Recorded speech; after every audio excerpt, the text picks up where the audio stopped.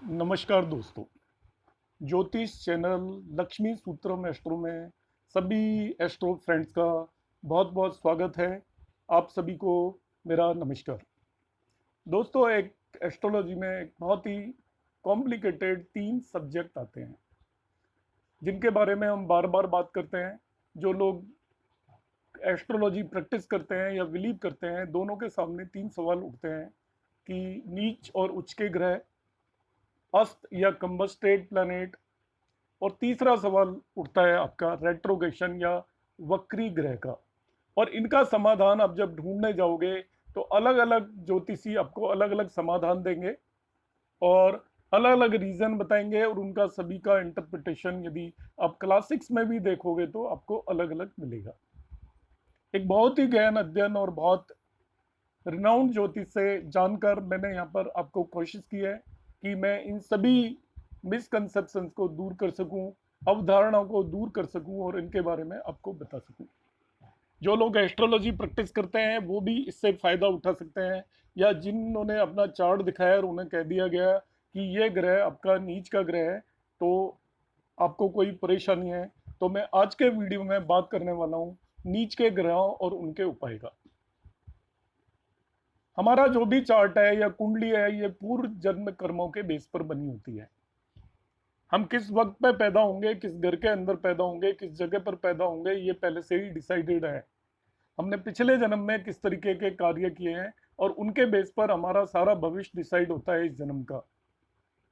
हमारे यदि हम 100 नंबर दें तो उसमें 90 नंबर हमें पिछले जन्म के बेस पर मिलेंगे।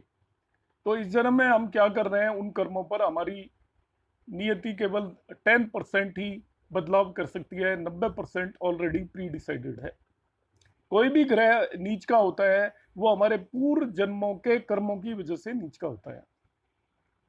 अब नीच का ग्रह क्या करता है, आपका दो चीजें होती हैं। एक ग्रह की राशि होती है नीच की, एक उसका प्लेसमेंट होता है, कहां पर है वो। नीच का ग्रह आपका, यदि वो जिसको डेबिलिटेड प्लैनेट बोलते हैं, वो किस घर में बैठा हुआ है और किस घर का वो भाव का लॉर्ड है, उन दोनों को वो अफेक्ट करेगा। जहां पर प्लेस्ड है, जिस घर में बैठा हुआ है उसके सिग्निफिकेशंस को अफेक्ट करेगा, और जिन घरों का वो लॉर्ड है उनके सिग्निफिकेशंस को अफेक्ट करेगा। अभी मैं जैसे एग्जांपल के लिए ले लेता हूं यहाँ पर आपको समझाने के लिए कि किसी भी नेटिव का सपोज ये मैंने एक चार्ट बना हुआ है और उसमें उसका जुपिटर नीच का है। जुपिटर मीन्स गुरु। तो चार यहाँ पर देखिए, ये 4 राशि आई, यहाँ पे 10 राशि आई। तो जुपिटर नीच का होने का मतलब है, गुरु नीच का होने का मतलब है गुरु इस जगह 11वें घर में बैठा हुआ है। तो अब गुरु क्या करेगा, देखिए गुरु 11वें घर में बैठा हुआ है, तो गुरु जिन हाउसेस का लॉर्ड है, ये आपका लग्न का लॉर्ड है और 10th हाउस का लॉर्ड है, और साथ में वो 11वें घर में बैठा हुआ है। इन तीनों घरों के सिग्निफिकेशंस को वो नीच का ग्रह आपका अफेक्ट करेगा। तो क्या यदि इनका लॉर्ड और 11वें घर में गुरु बैठे हुए हैं तो इनके सिग्निफिकेशंस के हमें परिणाम या रिजल्ट नहीं मिलेंगे? ऐसा बिल्कुल भी नहीं है। उन परिणामों में कमी आएगी, उन परिणामों में परेशानियां आएंगी, उन परिणामों में स्ट्रगल आएगी, आपको उन परिणामों में दिक्कतें आएंगी, और इसके अलावा बाकी और ग्रह भी इसको अफेक्ट करेंगे। ये नहीं है कि ये तीन ही एक ही ग्रह पर ये 3 घरों के रिजल्ट डिसाइड होंगे। आपके डिविजनल चार्ट का भी असर पड़ता है, हर एक ग्रह की षटबल का भी असर पड़ता है। वो नीच का होते हुए भी आपको अच्छे फल दे सकता है यदि उसका षटबल अच्छा है। अब ये टेक्निकल टर्म्स नॉन एस्ट्रोलॉजर्स को नहीं भी समझ में आएंगी, तो मैं एक्चुअली मेरे वीडियो आम लोगों के लिए ही होते हैं, तो मैं आगे बताना चाहूंगा इसमें हम किस तरीके से इसको देखेंगे। कोई भी नीच का ग्रह किस घर का लॉर्ड है और वो किस घर में बैठा हुआ है, उन दोनों चीजों को उसके परिणाम अफेक्ट करते हैं। अब हमें इन्हें इंप्रूवमेंट करना है एस्ट्रोलॉजिकल रेमेडीज से।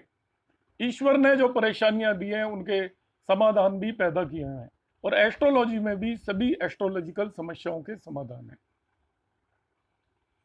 आपका नीच का ग्रह यदि फर्स्ट लग्न में बैठा हुआ है, ये लग्न है, या वो लग्न लॉर्ड है, जैसे यहाँ पर लग्न लॉर्ड है जुपिटर, लग्न का स्वामी है।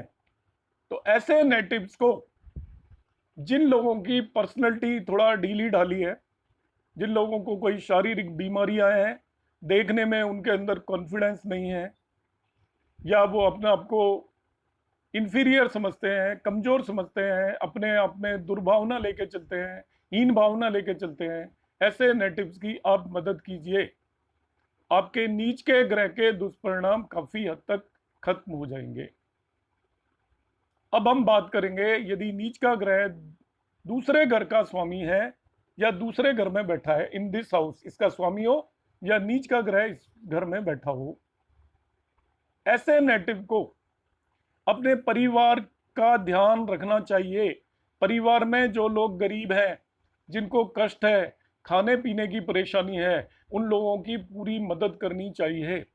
समाज के अंदर जिन लोगों को किसी तरीके का कष्ट है, क्योंकि समाज भी एक एक्सटेंडेड परिवार होता है, या खास तौर पर जिनको खाने पीने की दिक्कत है, ऐसे लोगों की आप मदद करेंगे तो नीच के ग्रह के दुष्परिणाम आपके कम हो जाएंगे। अब हम बात करेंगे, यदि नीच का ग्रह तीसरे थर्ड हाउस के अंदर बैठा हो या थर्ड हाउस का लॉर्ड हो, तब हमें क्या करना है। जब नीच के ग्रह का संबंध तीसरे घर से हो जाए, तीसरे भाव से हो जाए, तो ऐसे में हमें, जो लोग किसी कॉम्पिटेटिव एग्जाम की तैयारी कर रहे हो, जो लोग किसी काम के लिए बहुत प्रयास कर रहे हो मगर उन्हें सफलता नहीं मिल रही हो, ऐसे लोगों की मदद करें। आपके अड़ोस पड़ोस में कोई भी आपको आदमी परेशान दिखता है और आपकी किसी मदद से उसका काम बन सकता है, तो आप इनिशिएटिव लेकर उसकी मदद करें, तो तीसरे घर में नीच के ग्रह का परिणाम आपका समाप्त हो जाएगा। किसी भी नेटिव के यदि फोर्थ हाउस के अंदर नीच का ग्रह रिलेटेड है, यहाँ पर बैठा हुआ है या इसका लॉर्ड है, चौथा ग्रह माँ का, संपत्ति का होता है, सुख सुविधाओं का होता है। ऐसे नेटिव अपनी माँ का पूरा ख्याल रखें, उसे एक देवी से कम नहीं समझें और माँ की पूरी सेवा करें, उसकी हर ख्वाहिश को पूरा करें, उसके कहने में चलें। ऐसे लोगों की मदद करें जिनके पास घर नहीं है रहने के लिए। रास्तों में जो लोग रहते हैं, उन्हें वो कुछ कंबल दान कर सकें, कोई और चीज दान कर सकें, उन्हें कोई जगह दे सकें यदि उनकी श्रद्धा है रहने के लिए एक छोटी सी, तो ऐसे लोगों को नीच के ग्रहों का दुष्परिणाम समाप्त हो जाएगा।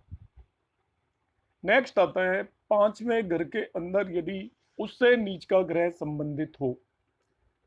ऐसे नेटिव्स, जो लोग कुछ भी अपनी फाइन आर्ट से रिलेटेड कोई भी एक्टिविटी कर रहे हो, कलाकारी से रिलेटेड कोई भी एक्टिविटी कर रहे हो, कोई हटकर कोई काम कर रहे हो, मगर वो उन्हें परेशानियों में लगते हो, क्योंकि आजकल बहुत सारे काम ऐसे हैं जो कि कन्वेंशनल या हम जो आमतौर पर करते हैं उनसे अलग तरीके के बिजनेस होते हैं, अलग तरीके की एक्टिविटीज होती हैं। तो फिफ्थ हाउस में यदि नीच का ग्रह है, तो ऐसे लोगों की आप मदद करें। साथ ही में आप अपनी संतान के साथ भी अपना अच्छा बिहेवियर रखें। जो लोग पढ़ाई लिखाई कर रहे हो मगर वो उन्हें पढ़ाई लिखाई करने में डिफिकल्टी आ रही है, उनके पास बुक्स नहीं है, किसी के पास फी भरने के लिए पैसे नहीं है, तो आप उनकी अपनी श्रद्धा अनुसार यदि मदद करेंगे तो फिफ्थ हाउस में नीच के ग्रहों का दुष्परिणाम समाप्त हो जाता है। जिस भी नेटिव के सिक्स हाउस के अंदर यदि नीच के ग्रह बैठे हैं या सिक्स हाउस से संबंधित हैं, ऐसे लोगों को, बीमार लोगों की मदद करनी चाहिए। जिन लोगों पर उधार है, कर्जे में डूबे हुए हैं, आपके जानने वाले हैं, मिलने वाले हैं, आपको जानकारी मिलती है, यदि आप उनकी कुछ मदद कर सकते हैं तो मदद करें।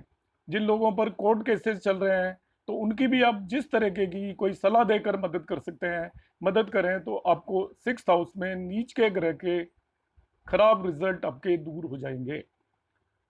जिस भी नेटिव की अब हम बात करेंगे, सेवेंथ हाउस के अंदर यदि नीच का ग्रह है या सेवेंथ हाउस से रिलेटेड नीच का ग्रह है, तो ऐसे लोगों को नीच के ग्रह के दुष्परिणामों को कम करने के लिए, यदि उनकी मैरिज नहीं हो रही है ऐसे नेटिव्स की, तो उनकी मैरिज करवाने में हेल्प करें।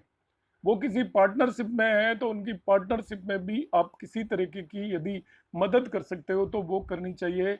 यदि हस्बैंड वाइफ के अंदर बीच में कोई झगड़ा चल रहा है और आप उसे सुलझाने की कोशिश करें ईमानदारी से।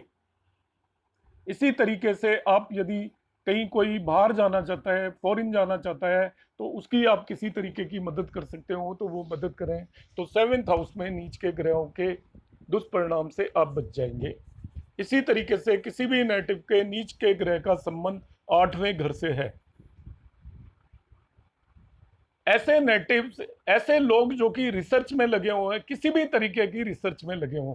रिसर्च का मतलब साइंटिफिक रिसर्च नहीं होती। खेत में कोई एक अलग तरीके की सब्जी उगा रहा है, कोशिश कर रहा है, वो भी एक तरीके की रिसर्च है। तो ऐसे जो लोग रिसर्च में लगे हुए हैं उनकी मदद करें। जिन लोगों को क्रोनिक डिजीज हो, परमानेंट डिजीज हो, लंबे टर्म की डिजीज हो, उनकी आप मदद कर सकते हैं। उनको आप दवाइयां दे सकते हो, क्योंकि उन्होंने जिंदगी भर कोई दवाई खानी है, वो अफोर्ड नहीं कर रहा है, तो उनको दवाइयां भी आप दे सकते हो। जिन लोगों को कोई किसी तरीके का एकदम से आपको पता चलता है कोई सर के ऊपर किसी तरीके का बोझ आ पड़ा है, तो ऐसे लोगों की आप यदि श्रद्धानुसार मदद कर सकें तो मदद करनी चाहिए। बीच में रोककर मैं एक चीज बताना चाहूंगा। सबसे बड़ी मदद अपने रिश्तेदारों की, मिलने वालों की, परिवारजनों की मानी जाती है। घर के लोगों की मदद करने पर देवता प्रसन्न होते हैं, ऐसा शास्त्रों में लिखा हुआ है।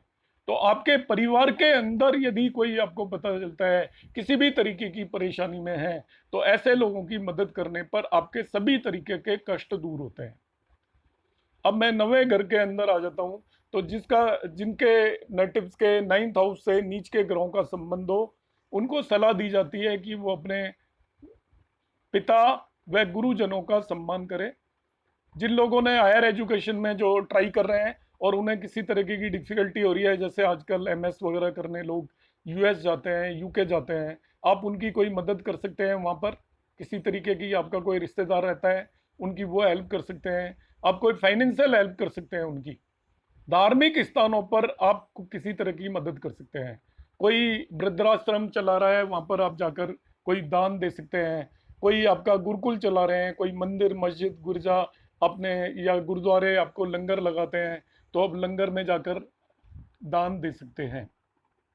तो ऐसे नेटिव्स के नवे घर की जो रिलेटेड नीच के ग्रह के जो भी दुष्परिणाम है वो दूर हो जाएंगे। अब हम बात करेंगे 10वें घर की। 10वां घर हमें पता है कर्म हाउस होता है, कर्मों का घर होता है। यदि 10वें घर में आपका नीच का ग्रह बैठा हुआ है या उससे रिलेट हो गया, तो आप समझ लीजिए कि हमने पिछले जीवन में कुछ कर्मों में कमी की है, किसी को परेशान किया है, किसी काम करते आदमी को परेशान किया है। तो इस जन्म में अब हमारी जिम्मेवारी बन जाती है कि हम ऐसे व्यक्ति की मदद करें जिसे रोजगार से रिलेटेड कोई परेशानी हो, प्रोफेशन से रिलेटेड परेशानी है। यदि हम उसको रोजगार पाने में मदद कर पाए, तो ये हमारे नीच के ग्रह के दुष्परिणाम को दूर करेगा। मदद कितने ही तरीके से की जा सकती है।